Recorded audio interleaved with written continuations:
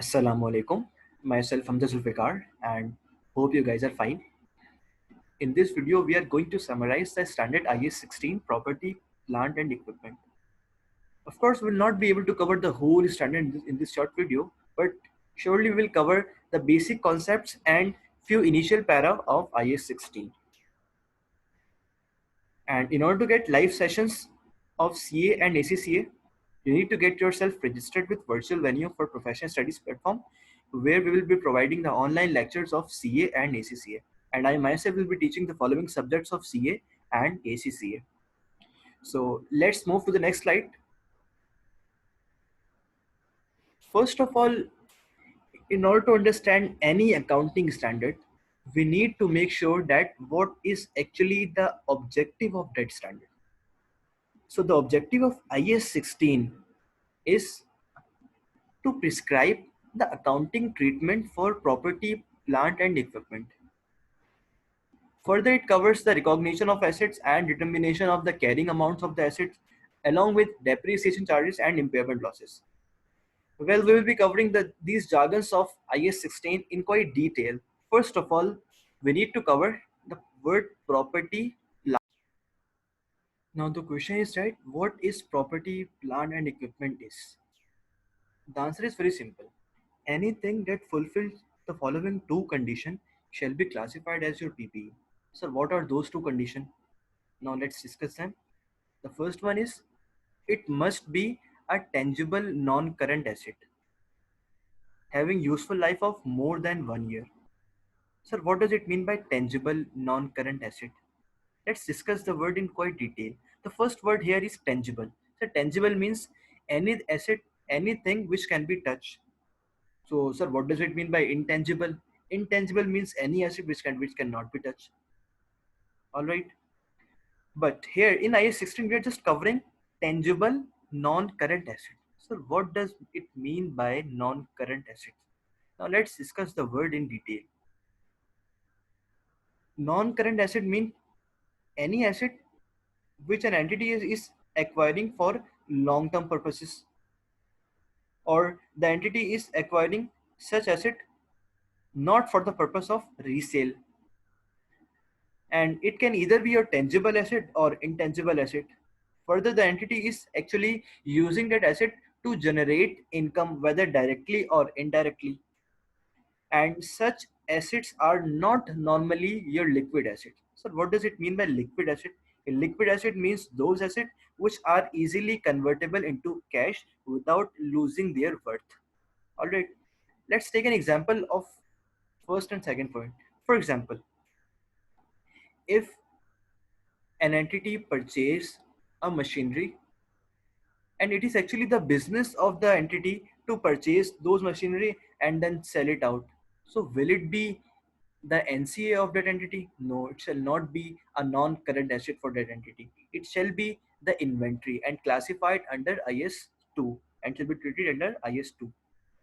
So any asset which is actually acquired for long-term in nature and not for the purpose of free sale shall be your NCA. All right. So now let's move towards useful life. The third technical word in our box is useful life. So what does it mean by useful life? Now here just look, we are not talking about economic life. There is a big difference between economic life and useful life. So what is actually the difference? Let's take an example. You have purchased a machinery and your vendor tells you that this machine can at least work for 50 years. What if the entity only wants it for 20 years? So what will be then useful life is? Here in my example, the economic life shall be 50 years because that machinery is capable of being used for 50 years. But we only want to use it for 20 years. So for us, for the company, the useful life shall only be 20 years. So the useful life is actually the concept that how many years you want to use that asset, how many years you will use that asset. All right. So here we covered the first condition. Now let's talk about the second condition. PPE is actually an asset a tangible non-current asset which is used in following five areas. Sir, what are those five areas? Let's cover each area in detail. The first word is production of goods. For example, you acquire a machine and you are actually producing goods from that machinery.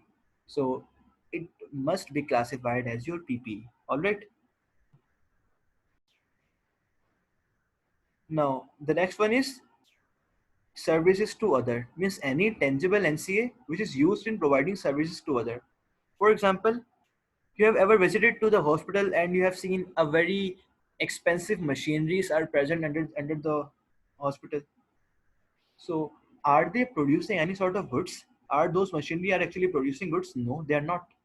So will they be classified as PPE of that hospital? Yes, they will, because they are actually providing services to the other. All right. So the third word is actually supplies to other.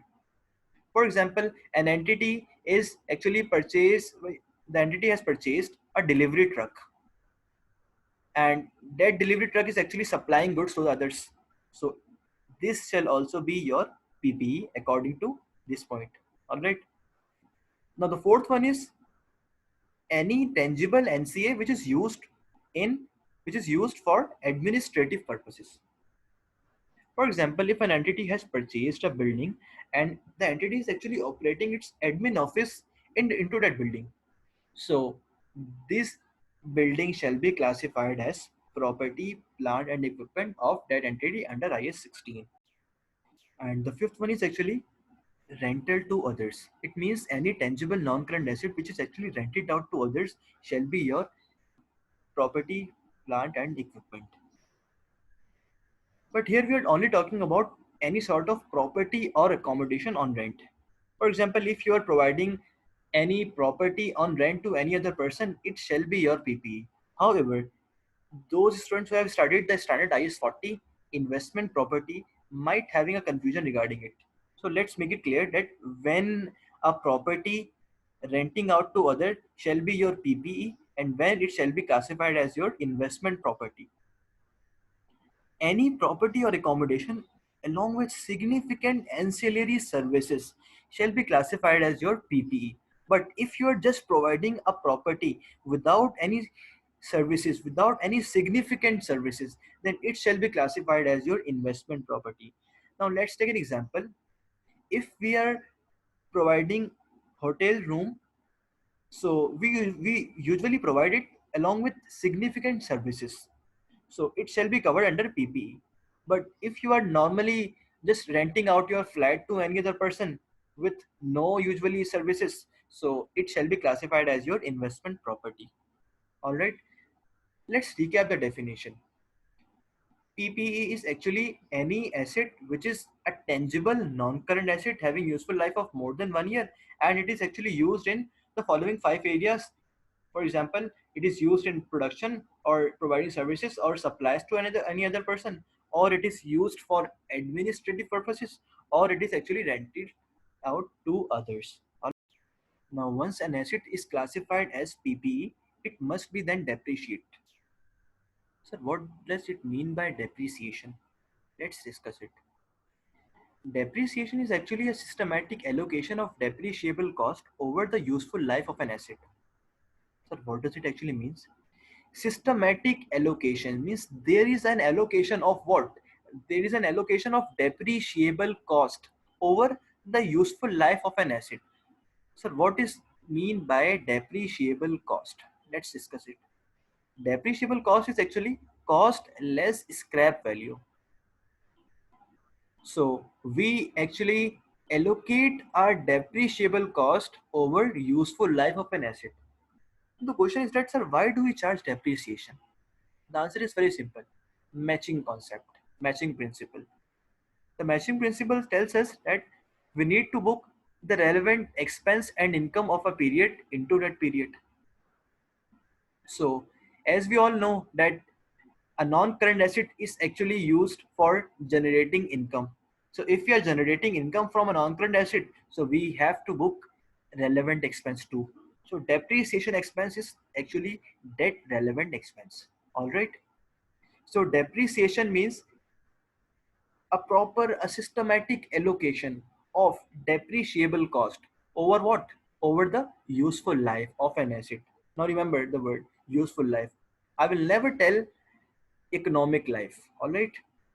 So here the depreciable cost means cost less scrap value. So what is cost and what is scrap value as stated by IS 16? Let's discuss. The cost means cash or cash equivalent or fair value of other consideration given to construct or acquire an asset.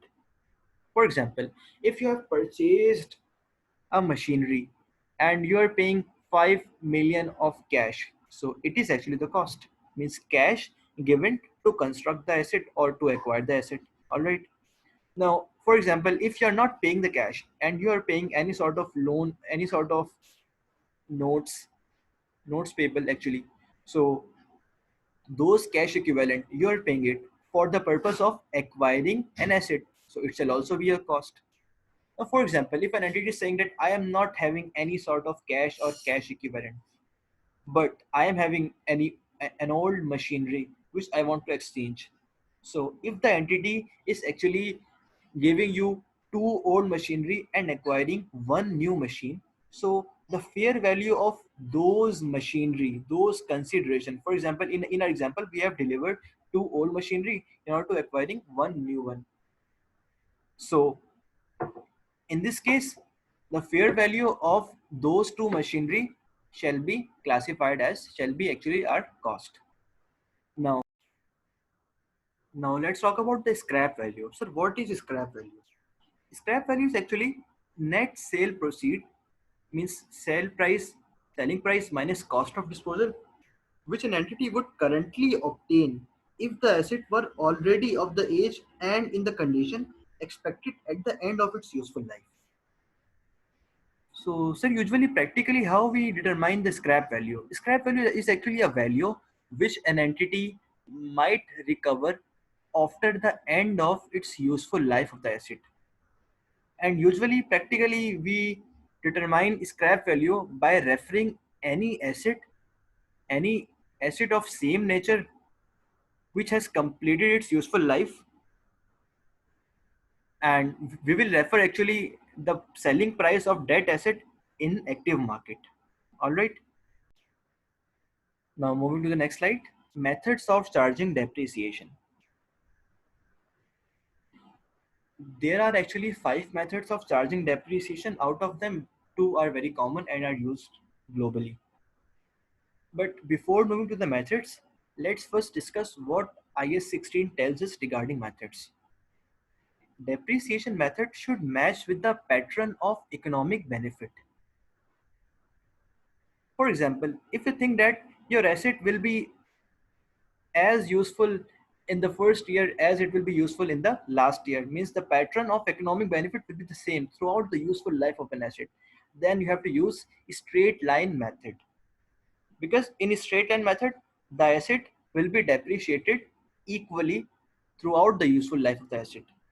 But if you think that your asset is of such type that it will more useful in the first year or in the earlier years and it will be less useful in the later years, then you have to use written down value method, where more depreciation is actually charged in the first year or earlier years and less depreciation or lower depreciation is actually charged on subsequent years. The formula of calculating depreciation is very simple: original cost less scrap value or residual value divided by its estimated useful life. And if you talk about WDV, here we simply multiply the rate of WDV into our carrying amount. And so what is actually the carrying amount? Carrying amount is actually your cost less accumulated depreciation. So what is this accumulated depreciation? It is actually the depreciation which is accumulated throughout the life of the asset which you have used till now. All right. So that's all from my side for today. And we have covered 3 main areas. And after this video, my next video of IS 16 will be covering the following areas.